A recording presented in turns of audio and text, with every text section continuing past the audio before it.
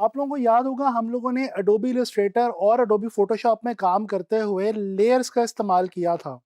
खास तौर पे एडोबी फोटोशॉप के अंदर तो लेयर्स को हमने बहुत ज़्यादा एम्फेसिस किया था और उसकी इम्पोर्टेंस पे भी हमने बात की थी। इस लेसन के अंदर हम लोग एडोबी इन डिज़ाइन के हवाले से लेयर्स की बात करेंगे और हम देखेंगे कि एडोबी इन डिज़ाइन में हमारे पास लेयर्स के अंदर क्या ऑप्शंस मौजूद होती हैं और उनको हम किस तरह से इस्तेमाल कर सकते हैं। तो चलें चलते हैं एडोबी इंडिज़ाइन की तरफ और एक्सप्लोर करते हैं लेयर पैनल को। अच्छा जी, आप लोगों को लेयर्स के हवाले से समझाने के लिए यहाँ पे मैंने ये वही डिज़ाइन अपना जो अभी मैंने आप लोगों को दिखाया था वो यहाँ पे रखा हुआ है। एक और लेसन में भी मैंने यही डिज़ाइन जो है वो आप लोगों को दिखाया था। ये एक रफ सा मैंने एक डिज़ाइन जो है वो क्रिएट किया है biggest food attraction for tourist के हवाले से। और फूड के हवाले से इसमें कुछ इमेजेस हैं, कुछ टेक्स्ट है और यहाँ पे ये एक मैंने कुछ इलस्ट्रेशंस जो हैं वो छोटी-छोटी यहाँ पे ऐड की हैं।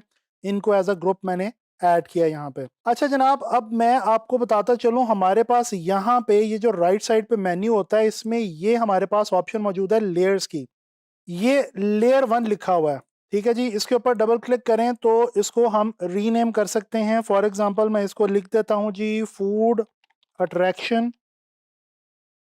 ये मैं इसको एक नाम दे देता हूँ, वैसे फ़र्ज़ी नाम अंदाज़न मैंने दे दिया है ताकि मुझे याद रहे कि मैंने जो है ये लेयर जो है इसके अंदर क्या चीज़ें बनाई हुई हैं। अच्छा, यहाँ पे हमारे पास बिल्कुल उसी तरह से जिस तरह फ़ोटोशॉप में और इलस्ट्रेटर में होता था, यहाँ पे हमारे पास ये एक आई का आइकॉन मौजूद है। अगर इसको हम ऑफ़ करें तो ये देखें हमारे इस लेयर के अंदर ये सारा जो कंटेंट पड़ा हुआ है ये सारे का सारा गायब हो जाता है। अच्छा, ये मैं आपको बताता चलूँ, देखें इस बटन के ऊपर मैं जैसे ही प्रेस करता हूँ ये हमारे पास पूरा कंटेंट जो है वो लेयर वाइज अवेलेबल है।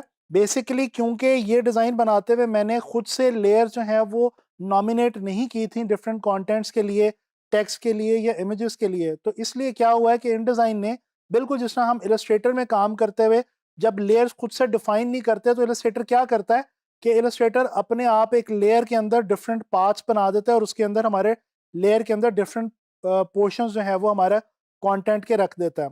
बिल्कुल इसी तरह से एडोबी इंडिज़ाइन ने किया है कि इसने लेयर के अंदर एक मेन लेयर बनाई है, उसके अंदर सब लेयर जो हैं वो बना दी और उन सब लेयर्स में मेरा कंटेंट जो है वो डिवाइड करके रख दिया है।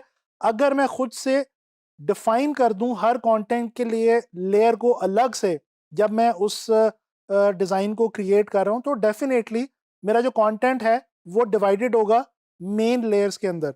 इस वक्त ये एक मेन लेयर है और इसके अंदर ये सब लेयर्स हैं। आप देख सकते हैं कि ये इन सब को हम ऑन ऑफ करके देख सकते हैं। ये जो आई का हमारे पास आइकॉन है इसकी मदद से हम इसे इजीली जो है वो ऑन ऑफ कर सकते हैं। अच्छा जी, ये नाम लिखे हुए हैं, हम इनको जो है वो डेफिनेटली डबल क्लिक करके इस तरह से हम रीनेम कर सकते हैं।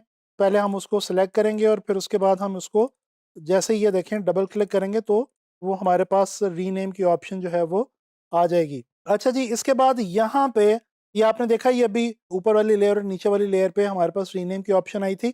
अच्छा, फ़िलहाल मैं इसको रीनेम नहीं कर रहा क्योंकि इस वक़्त मुझे इसको रीनेम करने की ज़रूरत नहीं है। वैसे आप कर सकते हैं ताकि आपका जो लेयर है उसका पता हो आपको कि किस सब लेयर में कौन-सी चीज़ आपके पास अवेलेबल है। अच्छा, इसके अलावा यहाँ पे ये देखें ये एक ब्लू कलर का बटन आपको नज़र आ रहा है। तो जनाब ये आप जब इस लेयर पे देखें आप क्लिक करते हैं तो उस लेयर के अंदर जो कंटेंट है वो जो बॉक्स है, टेक्स्ट बॉक्स है जिसके अंदर वो टेक्स्ट है वो सेलेक्ट हो जाता है अपने आप। इसी तरह से ये देखें ये हेडिंग वाला जो कंटेंट है ये इस लेयर में है तो वो सेलेक्ट हो गया।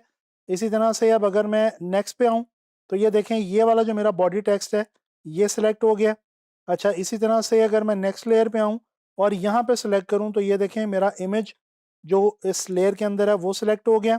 इसी तरह से इस लेयर के ऊपर अगर मैं आके यहाँ से सिलेक्ट करूँ तो ये वाला मेरा जो इमेज है इसका जो बॉक्स है वो सिलेक्ट हो गया। अच्छा जी, यहाँ पे राइट पे एक फ्लाई आउट बटन है, लेकिन इस फ्लाई आउट बटन पे जाने से पहले मैं क्या करने लगा हूँ इस लेयर को क्लोज करने लगा हूँ और यहाँ पे आपके लिए एक और चीज़ मैं बताने लगा हूँ कि यहाँ से हम क्रिएट न्यू लेयर कर सकते हैं। ठीक है जी, जिस तरह यहाँ पे लेयर 2 आ गई है, एक नई लेयर आ गई है और ये जो पहली लेयर है इसको हम लॉक कर सकते हैं। इस लेयर को लॉक करने का फ़ायदा क्या होगा कि जो इसके कंटेंट्स हैं ये बिल्कुल अपनी जगह पे सेफ हो जाएँगे। और अब अगर हम लेयर 2 के अंदर जाके सपोज़ यहाँ पे एक बॉक्स क्रिएट करते हैं ये, तो अब इस बॉक्स को मैं मूव कर सकता हूँ। लेकिन इस लॉक्ड लेयर के अंदर जो भी चीज़ें मौजूद हैं उनको मैं मूव नहीं कर सकता या उनको मैं सिलेक्ट नहीं कर सकता, क्योंकि वो लॉक है, वो जो लेयर है वो मैंने लॉक की हुई है। तो इस तरह से हम लेयर को लॉक भी कर सकते हैं। इस स्क्वायर को मैं डिलीट कर रहा हूँ। हम लेयर्स को ऐड भी कर सकते हैं और डिलीट भी कर सकते हैं। ठीक है जी।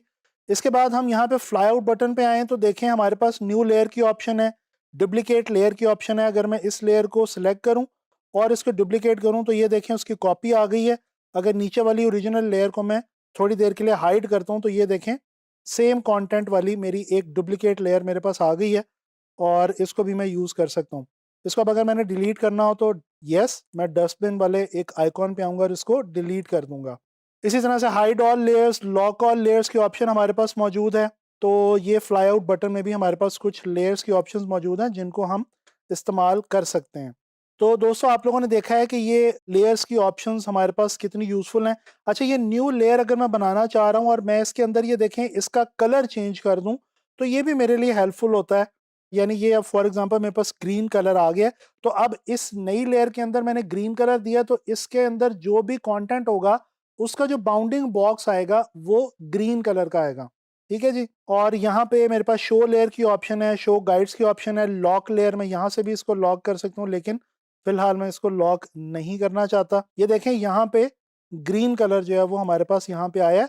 और इसी तरह से जब हम कोई ऑब्जेक्ट अगर क्रिएट करते हैं इस नई लेयर के ऊपर, तो ये देखें इसका जो बाउंडिंग बॉक्स है इस मेरे रेक्टेंगल का, ये भी ग्रीन कलर का आ रहा है। तो ये कलर चेंज करने से फ़ायदा क्या होता है कि आपको कंटेंट के बीच में डिस्क्रिमिनेट करने में आसानी होती है, क्योंकि लेयर्स का मकसद ही ये है कि कंटेंट को डिवाइड करके रखा जाए और इजीली उसको अलग-अलग पहचान दी जा सके। तो ये आप इसमें से बड़ी आसानी से कर सकते हैं इन डिज़ाइन के अंदर।